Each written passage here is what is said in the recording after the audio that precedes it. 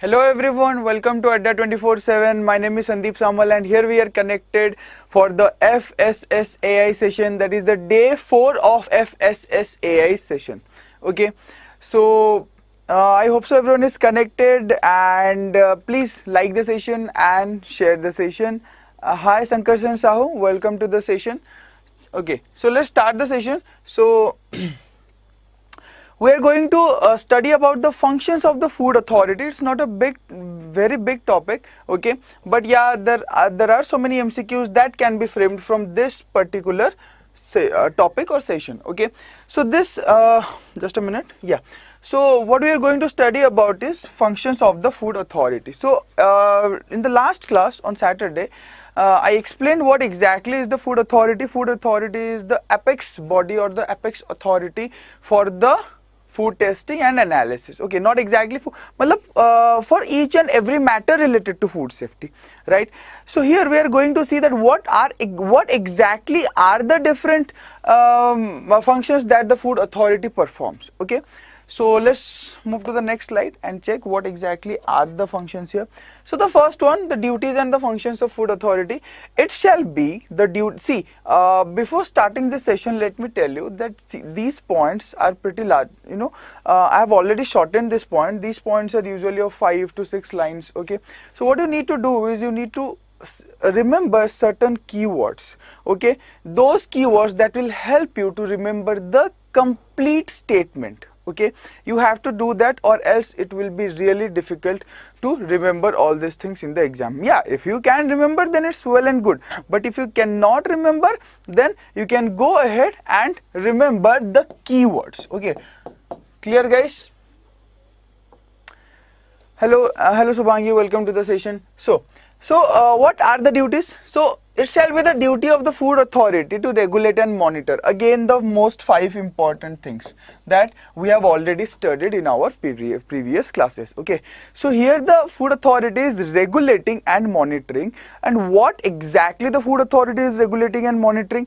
It is regulating and monitoring the manufacture, the processing, the distribution, the sale and the import of food. Clear guys? Okay, so these are the things that the food authority is regulating and monitoring, okay, of food so as to ensure safe and wholesome food. Next, the food authority may by regulation specify, that means the food authority can specify some of the things according to the rules and regulations. Let's take a look what are the things that can be specified. First one is the standards and guidelines. Okay, the standards and guidelines in relation to articles of food and specifying an appropriate system for enforcing various standards notified under this act. Okay, so see the standards and guidelines here. In the previous classes, we have seen that there are so many standards and guidelines that the FSSAI follows to ensure that the food that reaches the consumers is safe, right? Now, to ensure this safety, what we need is the standards and guidelines, or we can say the standards and regulations also. Now, these standards and regulations are usually prescribed by the food authority. Now, first of all, these are prescribed to the food authority by the technical committee, and the food authority is the one who is going to decide that what kind of standards and guidelines should be set for a particular category of the food. Okay, next, the limits. We have already seen about this in the functions of FSSAI. The limits limits of what? Limits of all the things that are added to the food. For example, different kinds of additive, different kinds or different categories of other foods that are added to a particular food. Okay, for example, whenever you are going to purchase a bread, now bread doesn't only contain wheat, it contains so many things. It contains sugar, it contains some preservatives. So especially these preservatives should be added in a particular quantity, and these quantities are specified by the food authority. Okay, so the standards and guidelines in relation to articles of food and specifying an appropriate system for enforcing various standards notified under this act. Okay, this one was about the standards. Next one, the limits for use of food additives. Okay, next, crop contaminants. Okay, for example, all the pesticides, fertilizers, each and everything, all the chemicals that are used by a farmer. Next, pesticide residues. Okay, so all the pesticides that all the pesticide residues, then we have different kinds of medicines, residues of veterinary drugs, then heavy metals, processing aids, mycotoxins, these are certain type of toxins released by different fungus. Okay, antibiotics and pharmacological active substances, and irradiation of food. Now talking about irradiation food, sometimes the food undergoes a certain type of radiation, so that's why that level of the radiation should be at the prescribed limit. Okay, clear? It should not exceed that. The food should not become cancerous. Next, the mechanisms and guidelines for accreditation of the certification bodies. So these are the bodies, those who provide the FSSAI certification. Okay, so what we need is that all the food safety management system who are involved in this certification process should be accredited by a certain national agency or international agency. Okay, the mechanisms and guidelines for accreditation of certification bodies engaged in certification of food safety management systems for food businesses. Next, the procedure and the enforcement of quality control. Kindly pay attention to all the words that have been bold here. Okay, the procedure and the enforcement of quality control. Okay, so talking about the quality control, now exactly what we need to see here. Okay, how the laws related to the quality control or the food safety is being enforced, that is also important. Okay, like let's just imagine that there is a committee or there is a group of people who usually sit down and talk about the different laws, different rules and different regulations that are going to be introduced, right, or that are going to be enforced. But there is another team here who goes to the ground level, I mean goes to the consumers, to the food safety, to the food business operators, and ensures that these rules and regulations are being enforced. So that's what we are talking about. Okay, the procedure and the enforcement of quality control in relation to any article of food imported into India. Okay, next, the procedure and guidelines for accreditation of laboratories. Clear? Okay, so all the laboratories that are present here, okay, all the laboratories that are present here, okay, that are involved in food testing and analysis should be accredited. Okay, so we will talk about these accreditation. Now these accreditation are given by NABL.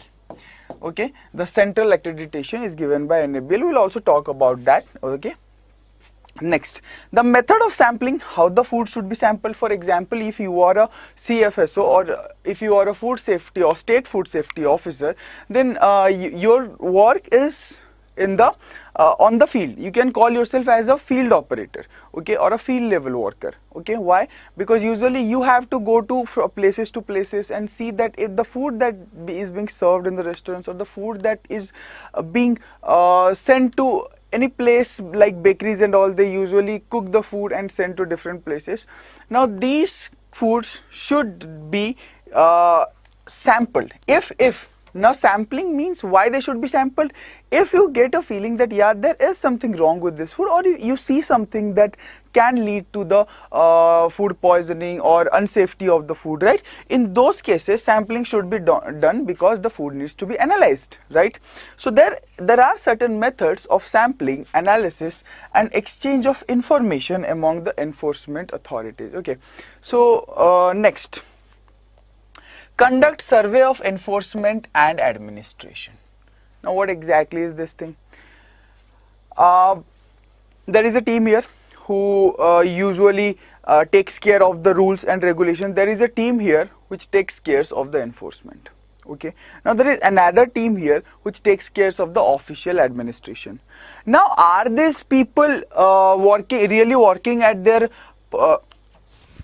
let me just, yeah, okay, so are these people really working in their respective sector properly? This can be, usually this is assessed by surveys. Okay, so are the rules, are the laws, are the regulations being enforced in a proper way? So is the administration working properly in this act? Okay, next, food labeling standards including claims on health, nutrition, special dietary uses and food category systems for foods. Okay, so we can see that the food labeling standards here.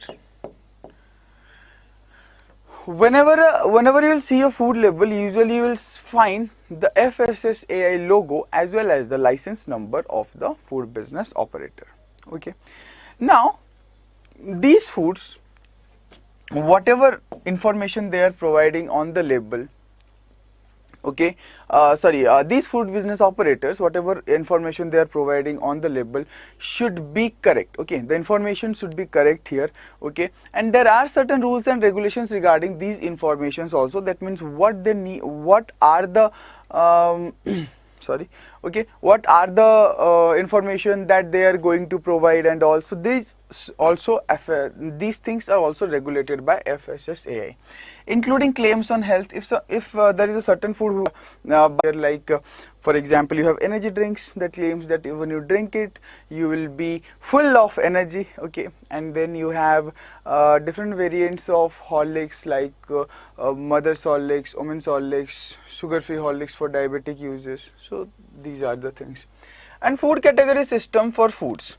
Next, the manner in which and the procedure subject to which risk analysis. Now there is another, these are another, the risk assessment, risk analysis is another sector of the functions that comes in the functions of the food authority. Risk analysis, risk assessment, risk communication and risk management shall be undertaken. The food authority shall also provide scientific advice and technical support to the central government and the state government. Okay, because there is a technical committee attached here, right? So they can also provide scientific advice and technical support. Search, collect, collate, analyze and summarize relevant scientific and technical data related to. So these are common English terms, so I don't need to explain these, right? Scientific and technical data related to food consumption.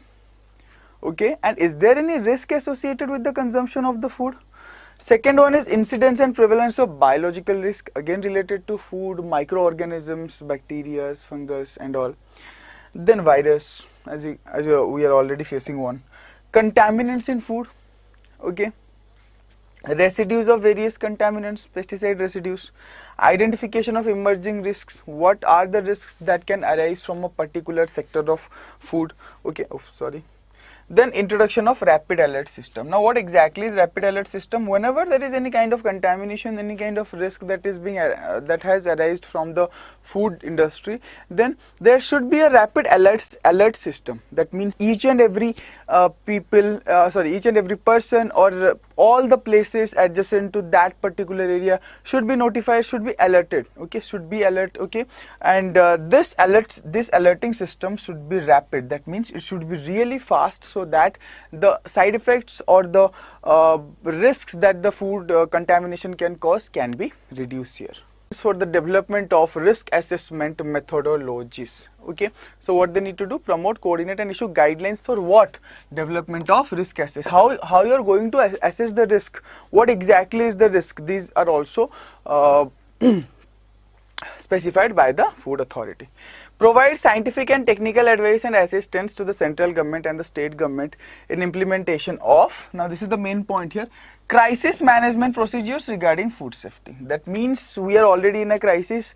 Let's take an example that COVID-19 can be, or COVID-19, we are just taking an example. We hope we don't jinx it, right? So COVID-19 is transmitted through food. Then the FSSAI or the food authority should lay down microorganism or risk due to food. Establish a system of network of organization. Why do we need to establish a system of network of organizations? So that the different teams that are present in the food authority can stay updated about the activities of different other teams, and they can work accordingly. So it's basically a communication system we are talking about. Now, provide scientific and technical assistance to the central government and the state governments for improving cooperation with international organizations. Okay, so what we need to do is provide scientific and technical assistance to the central government and the state governments for improving cooperation with international organizations. So there are different international organizations, for example WTO. Okay, we have to work in line with their rules and regulations also, because we are exporting a lot of things from India. Okay, so if our rules and regulations are not in line with the WTO, then the product might not get exported. We may face a trade ban also. Provide, whether within or outside their area, training programs. Now, the Food Authority can also provide training programs to the food business operators. Okay, hi, Guddu Mishra, welcome to the session. Okay, so training programs, in fact, there are different training programs here, okay, that are usually provided to the employees, to the different food business operators, or anyone who wants to get involved in the food business activity. Okay, so this was it for promote general awareness to food safety and standards. Okay, so they can also promote general awareness as to general awareness for whom? For everyone, for people like you, people like me. Okay, for everyone, a general awareness should be promoted to ensure food safety and standards. Okay, next. So this was it for today, the roles, the duties and the functions of the Food Authority. Now you know that we have batches for these. Okay, so this is the batch where only FSSAI will be taught for assistant, personal assistant and junior grade assistant. Okay, the MRP is 8999, but by using the code Y291 you can get the batch at 2069. Okay, next we have CFSO and TO batch. Okay, so here three faculties will be involved here. Okay, for food science and FSSAI. Okay, so the price is 12,999, but you can get this at 2989. Okay, these are the maximum discounts that are available right now with this code Y291. Now there are also these e-books. You can get these from the Adda 24/7 store with the help of the same code, 229 for personal assistant, 321 for CFSO, TO and assistant and junior assistant.